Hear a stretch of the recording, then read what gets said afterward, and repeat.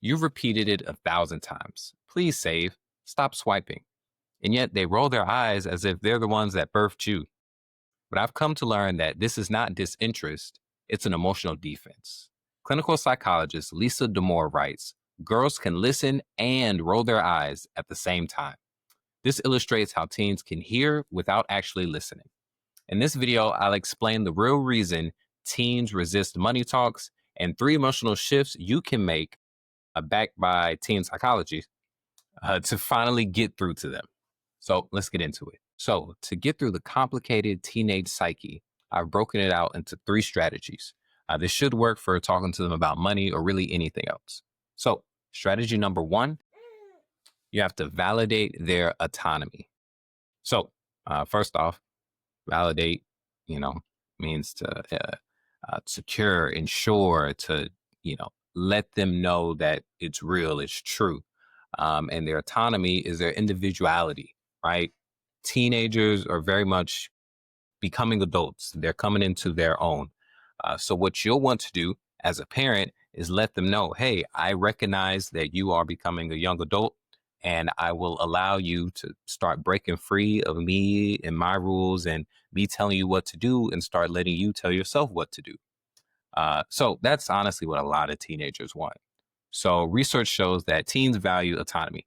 A study found that teens are more open to advice when they feel supported in their independence. So how we can apply this is ask your teen, hey, if you had this $100, what would you do with it this weekend? And just listen to them.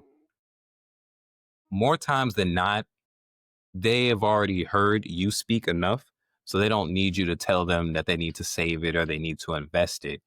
Just them getting to go through the process themselves and speak about it, you'll start to notice they'll actually lead themselves to the right answer. And the more you let them go through this exercise, this reinforces those good habits. And when they're actually making them in real life, they'll remember all the times they decided for themselves what they would do with the money, and they'll actually start to make those good decisions.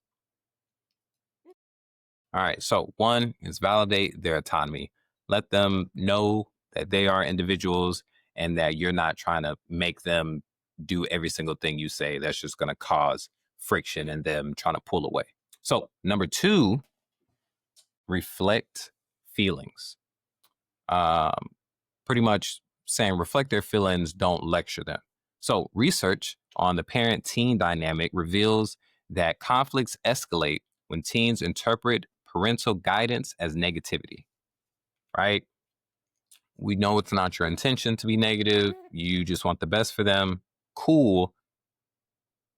But sometimes you have to be willing to go about it in a different way. So, a way that we might apply reflecting feelings is to say, if you notice that they maybe messed up with their money and they're not happy about losing their money, right? So don't condemn them for it. Talk to them, say, hey, I hear you. It seems like you're really stressed, about this whole money thing.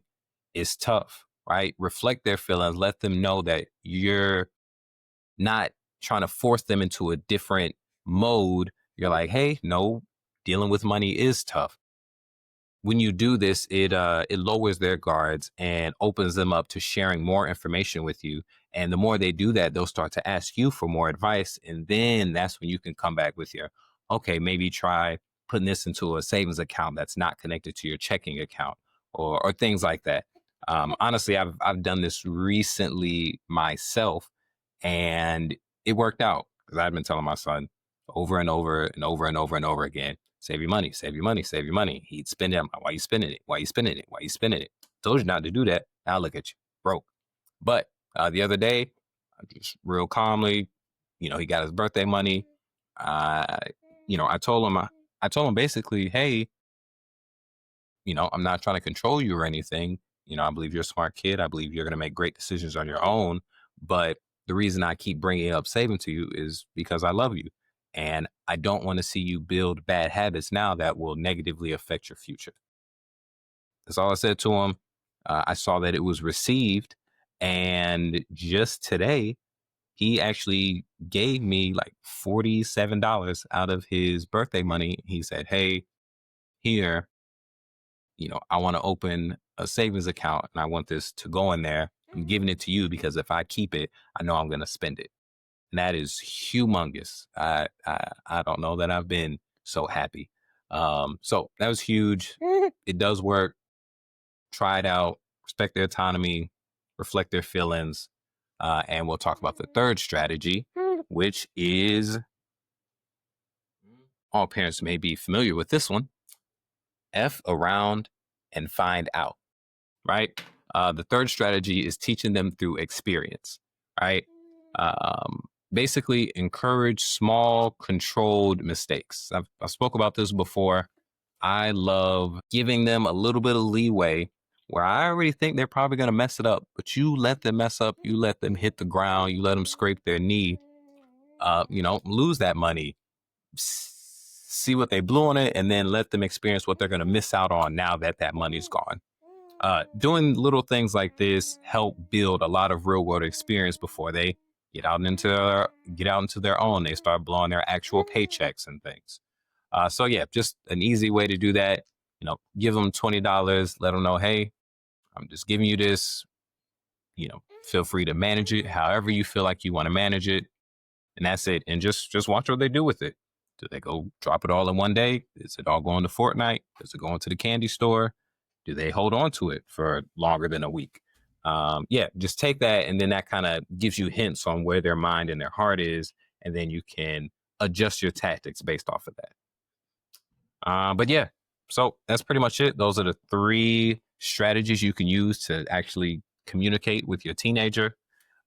Validate their autonomy. That's probably the biggest thing.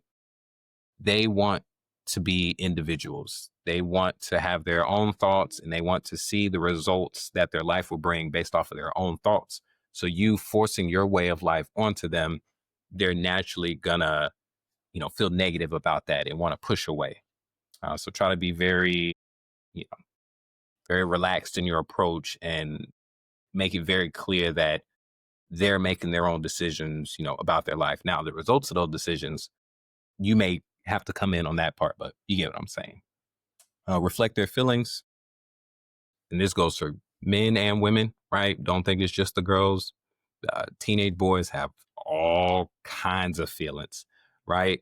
We get raised not to necessarily, I guess, express them openly, but they're definitely there on the inside. So you still need to speak to them and treat them with kindness, and F around and find out. Let them experience some things. You can't coddle them. You have to give them a little rope so they can, go out there and struggle, probably fail on their own. That'll build them up. It'll build confidence and make them stronger for the future. So that's pretty much it. Just, think about what it would be like if your teen just did these things and then they started tracking their own money, or they gave you money and said, hey, I want this to go into my savings account. They start making smart decisions on their own, all because they felt seen and not lectured. You know, without this emotional bridge, a lot of teens start to rebel, and then that just causes destruction, in their own lives. And it's like, if you could have prevented it, why wouldn't you? And if you want help with any of this or more tips or this book, honestly, a lot of this stuff obviously the finance stuff is me, but the emotional stuff, really good book is called The Emotional Lives of Teenagers by, what was her name? By Lisa Damour, PhD, real smart lady, very interesting book.